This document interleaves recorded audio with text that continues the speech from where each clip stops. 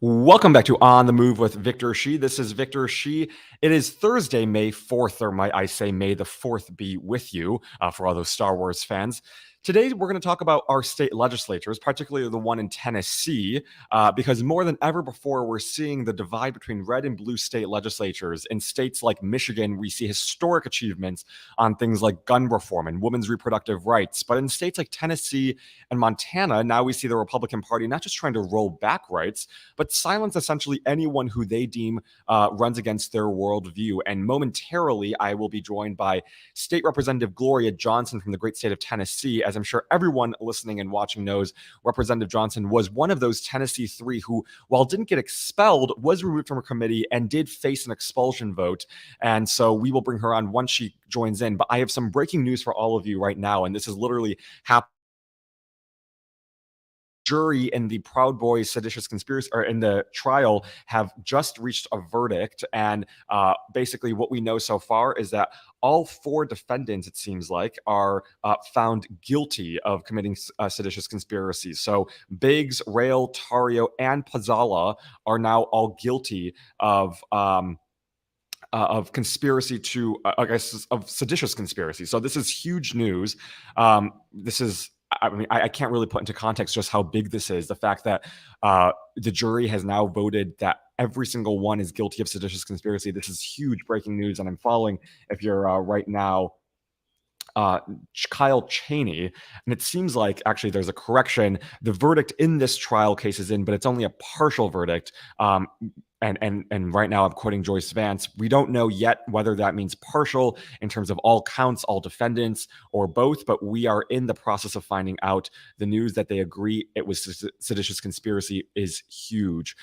So there's some breaking news right here, and it seems like this is long-awaited accountability for everyone who is involved in January 6th, the kind of the top of the planners for Proud Boys. And I only hope that now Jack Smith will pick up the pace and hold Donald Trump accountable. But right now, from what we know so far, and I'm just looking at Twitter right now, and so I'm in this with all of you, the jury in the Washington case convicts 4 Proud Boy members of seditious conspiracy for January 6th attack on Capitol. So it is breaking news right now that we're just getting in. And again, this is kind of long-awaited accountability, right? It's been over 2 years since January 6th. We're seeing these people at the top of the level prove seditious conspiracy, and this is one of the biggest charges that could possibly happen in the government. And so there's some really big news here for anyone who knows just how like the Justice Department works and knows the law. It's so difficult to prove the seditious conspiracy. So the fact that the jury unanimously voted to hold all 4 of these Proud Boy people accountable is, I can't underscore just the significance of that. And so it's just massive. And so we'll be following this case very closely. Of course, there are other cases pending against especially the former guy, and we're going to talk about that hopefully in the coming weeks. But we have Georgia right now, which that seems like, there could be an imminent indictment between the months of July and September. There's Letitia James in New York. There's there's Jack Smith and what's happening on that end. And yesterday there was reporting that Jack Smith actually sat in on former Vice President Mike Pence's testimony in front of the grand jury. So there's a lot of breaking news right now, and it seems like things are really going at full steam ahead. And for Trump and his team, I would just say, this is someone who's not going to stop. And for everyone watching Jack Smith, this is someone who is moving full steam ahead. So some really just, I think, for anyone who cares about justice and accountability, we're seeing it right now. I'm not sure if Representative Johnson is here yet, but we'll get to that hopefully very soon. And I'm just seeing an email. She will be on in a few minutes. So hopefully we will see her soon. But in the meantime, there's some other news regarding former, I guess not former, but maybe hopefully once former Chief Justice. Gloria Johnson, hi. Hi. How are you?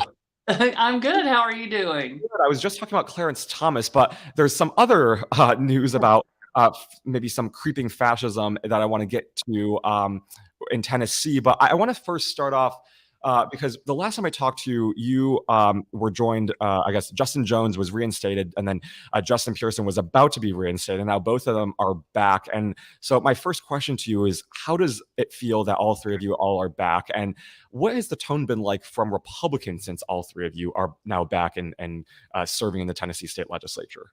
It's been great actually to have them back, to have them on the floor. You know, we finished session now, but we got to finish up with all three of us there on the floor. And that was really important. Only we saw even a further erosion of our democracy by them every time that one of the two, either Rep Pearson or Rep Jones, would speak, they started objecting to something in their questioning. And then when they would object, it would automatically go to the board for a vote, and they would vote in favor of the objection, and then that ended the discussion for them. It was remarkable. They didn't call on me, but they would call on Reps Pearson and Jones, and then vote to shut down their opportunity to speak. It was quite remarkable. I've never seen anything like it. Never seen anyone's debate objected to. Yeah. Well, is that the rules of the Tennessee State Legislature, or is this another one of those made up things that the Republicans are doing in retaliation for against you guys, do you think? I don't know that it's in the rules. Huh.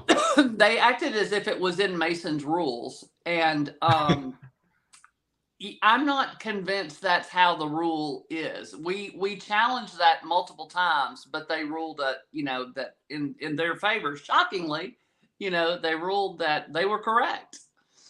So it was pretty bad, because we had some pretty serious legislation up in that last week, and either, you know, not being allowed to speak on it, because there was one of those anti-teaching factual history, you know, whitewashing of our history.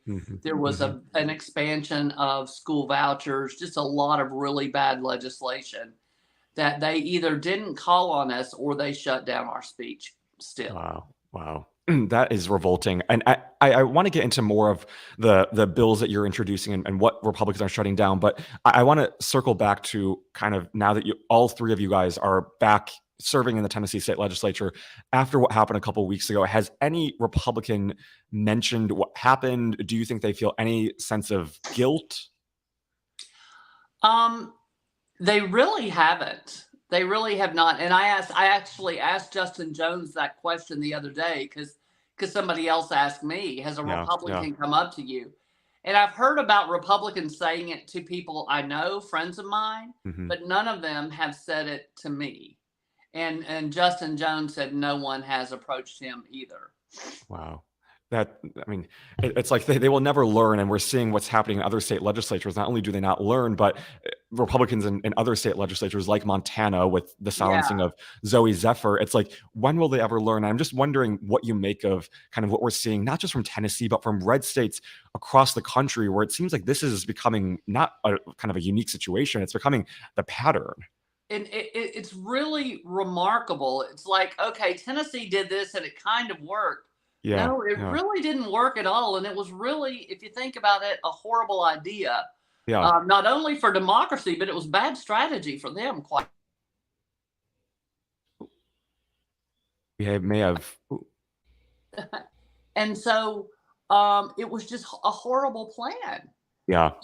And that's what people should have learned from this. I mean, we shut down session 2 weeks early because the press for them was so bad, they didn't want to deal with it. Wow. And, you know, it's just like, this is not going to end well, you all. People on both sides of the aisle want to see democracy. Yeah. They want to see democracy. And I want to ask you about kind of what the response has been on the ground from your constituents. You know, you come from Tennessee, which is as red as it gets, but what are the people saying on the ground about what they see from the Republican state legislature, from what they did to both Justins a couple of weeks ago? Has it been more negative than positive, more positive than negative? What's the response? Oh man, no, it has been so amazingly positive on both sides of the aisle. I mean, it was embarrassing. I walked into a restaurant last night and I got a standing ovation. I mean, Wow. Wow. people are that appreciative. Yeah. And people on both sides of the aisle come up. Republicans come up to me all the time. I live in deep red Knox County, Yeah. and I see as many Republicans in it, probably more Republicans in a day than I do Democrats, and they are all supportive. I mean, it's just remarkable. There are some people. There's some really ugly phone calls with really ugly language left at my office, just all the racial slurs you can think Yeah. of, Yeah. and all of that stuff, but it's few and far between, and most of those people aren't even from Tennessee. Hmm. They're from people across the nation watch that happen. Yeah. And so it's people from across the nation, but most of those kinds of negative things are not even coming from Tennessee. Wow. Oh my Tennesseans gosh. are very supportive, and people across the country are also supportive. But there are the naysayers and the people that, I had a woman call me up, and I try to talk to everybody, whether they agree with me or disagree. And she said, "Well, you did an insurrection. People stormed the chambers." I said, "Ma'am, none of that happened." I said, the Tennessee troopers in the newspaper said there were no incidences, there were no arrests, there was no damage, there was nothing. It was a peaceful protest. But still, the speaker and the Republicans put a clip that happened at a different time, not even at the Hmm. time we were in the well, with a little incident with a couple of teenagers, and conflated those two things as if they happened at the same time, and they Yeah. didn't. And this woman is telling me, "I saw the video. I know." And I said, "Ma'am, Yeah. I was there. Yeah. I know." But they will not listen because they saw a video. Wow. And that just speaks to, I mean, just the amount of misinformation and honestly, I mean, kind of lack of critical thinking out there. But we need to get this out in front of the public sphere and kind of get everyone to realize and pay attention to this. And I'm wondering, kind of, how do you? The most important thing I feel like is voting in 2024. But how do you get people to both kind of understand what happened in this situation? How do you talk to them about kind of what happened 2 weeks ago, and then channel their frustration and anger into kind of direct action? Well, that's what we're doing a lot of, because Yeah. people want to get involved because of what they saw. And so what I'm trying to do is what are Yeah. your interests? What issues are the most important to you? And I try to get them involved with a group that's working on the thing that they care about. Yeah. Or do you want to help flip candidate and help flip the seat? And that would be wonderful. That's how we really are going to make change, by flip some of these seats, get out of the super minority, so that they can't shut our voices down, that we would have a whole lot more ability to be heard on the floor. And because that's what people are seeing, and I think that's the chord it struck Yeah. in most people, is like, democracy is fragile. Yeah. And actually seeing what is going on in the Tennessee State House and in other state houses is scary to people, and it should be. It's frightening, and just like you said, democracy is fragile. And I think one of the silver linings that came out of what happened in Tennessee and what's happening in Montana and other state legislatures is that people can kind of start imagining what it looks like to start losing democracy. Whereas, democracy once was one of those issues where, I mean, it means so many different things to different people, and it's kind of abstract and hard to imagine. But I think seeing what happened with both Justins, and that, that's what happens in a kind of society where democracy is crumbling, I think is Right. really powerful. But I want to get into, you mentioned at the top of the show, some of the bills that you're introducing. Talk to us about that. And I know you all are still pushing for gun reform and common sense gun reform in Tennessee. What's the status of those bills right now? Well, our caucus had some bills. There's a bill that Governor Lee has, as a red flag light, I would say. Yeah. It's one of those things that it's really doesn't have any teeth in it. It would be Yeah. hard for me to vote for Yeah. a couple of reasons. My red flag law, allows the police or any close family member to say, I think so and so is not fit to have their guns right now. They're going through this crisis. They're, maybe they're going through a divorce. They're very angry, depressed, have guns. I'm concerned for their life or Yeah. someone else's, and I think these guns should be removed. One complaint or one pushback I've gotten in years past from running a red flag law is that people will do it just to because they have a grudge against you. They'll have your guns taken away because they have a grudge. But with this bill, it has to be someone close to you. It can't be someone who is estranged or your neighbor down the street who's mad at you. It has to be someone who lives with you or someone in your immediate family. Yeah. So that's controlled a little bit. And then they often say there's no due process. But with my bill, you can go back to the judge every day if you want to and say, look, I'm getting therapy. I'm taking these meds. I'm doing a whole lot better. I'm fine. Can we talk about getting my guns back? And it's temporary. And so that is the bill that I bring. Governor Lee's bill, only the police can remove the guns. And unless they have an interaction with you, they don't know who is in a bad situation or an emotional crisis. And then the other thing is if you dispossess your weapons to a third party, there's no proof that you did dispossess your weapons. So there's nothing in that bill that would show proof that they've been dispossessed of their weapons. So what is the point? We've got to make sure that they are dispossessed of the weapons. Yeah. And we need a broader spectrum of who can report because police don't have knowledge of you unless you've committed, they've been called or something like that. So I just think that doesn't have enough teeth in it. I also have a bill that is a safe storage law. And I based it, when I write legislation, I typically try to find something that's passed in, this was a bill that passed in Alabama. Mm-hmm. Mm-hmm. And so I try to find something that is something that, conservatives have gotten together on.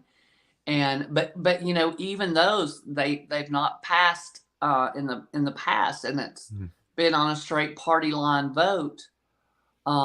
So I don't know, but the other legislation that we carry, people's like, oh, you're a flaming haired liberal and stuff like that. My bills are paid family leave, which 84% of Tennesseans favor, including Republicans. Things like cannabis reform that is favored by 81%, including a majority of Republicans, Medicaid expansion, reforming our DCS system, which is terrible. This is the kind of legislation that we are bringing. And it's something that both sides of the aisle favor. Yeah. But it's not. Go ahead. Not getting out of subcommittee. Yeah. Well, I mean, that's the confusing part about all this is that you're introducing legislation that the vast majority of people, like you said, including Republicans, support family leave, safe storage. But where is that disconnect coming from? I mean, like, why is it that you have the population saying one thing, Republicans doing another thing, and yet they still hold on to power? Like why are they still in office? Is it gerrymandered districts? Is it just low voter turnout? Why do people still vote for representatives who don't represent their interests?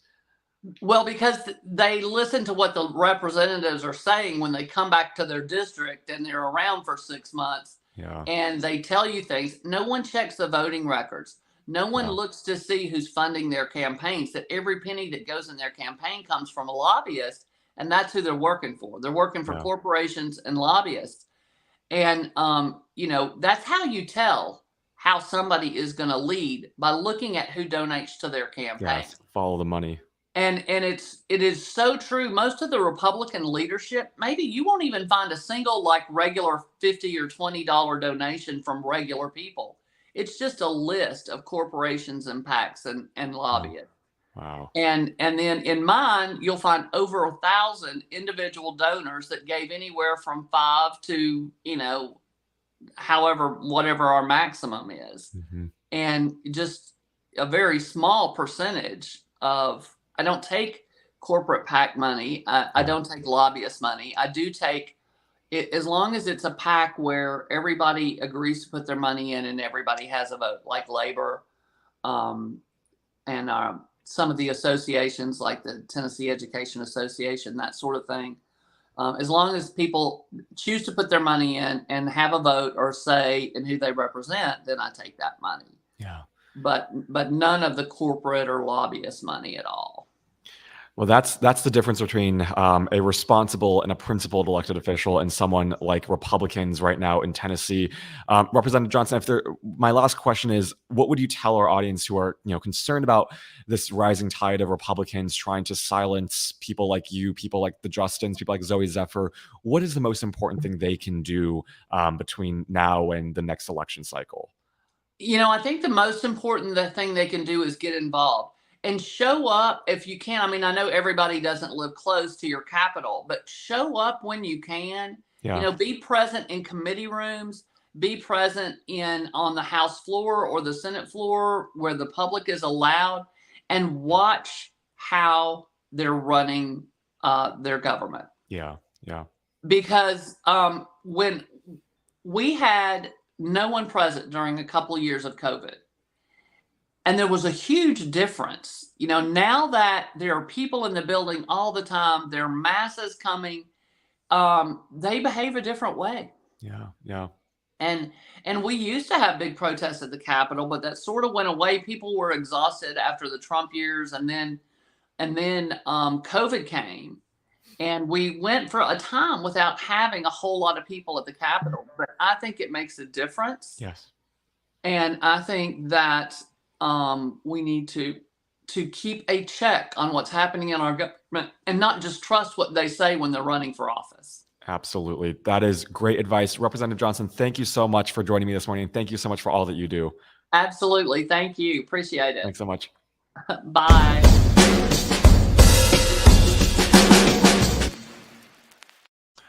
Well, Representative Johnson is so powerful. She is such an amazing just representative, and also someone who fights for underrepresented communities. We saw her locking arms with Justin Jones, Justin Pearson. She's just brilliant. And like she said, the most important thing we can all do right now is get involved. Get involved on the whatever level you want, local, state, federal. Anything matters, and it's just kind of taking that first step and making your voice heard. We need all of that right now, especially as Republicans are doing what they're trying to do. So thank you, Representative Johnson, for joining me. Time is almost running out, so I'm just going to do a quick programming note. I mentioned at the top of the hour that 4 members of Proud Boys have been convicted for seditious conspiracy, found guilty for seditious conspiracy, which is huge news. And we'll continue covering that as we get more information. If you want to stay updated, I highly recommend looking at Kyle Cheney's Twitter feed. He provides real-time updates and does such a great job at it. So go check out that. Also, I'll be back tomorrow at 8 a.m. Pacific, 11 a.m. Eastern, right here on youtube.com/Politicon. I'll be joined by John Della Volpe to talk about some Gen Z stuff and also how we mobilize and turn out Gen Zers, talk about his new Harvard Youth poll and what that shows us about this new generation. So you don't want to miss that. He is great. And it'll be an exciting episode again at 8 a.m. Pacific, 11 a.m. Eastern, right here on youtube.com/Politicon. Be sure to like and subscribe so you don't miss the episode. And I will see you all tomorrow. Have a great rest of your May 4th, and may the 4th be with you.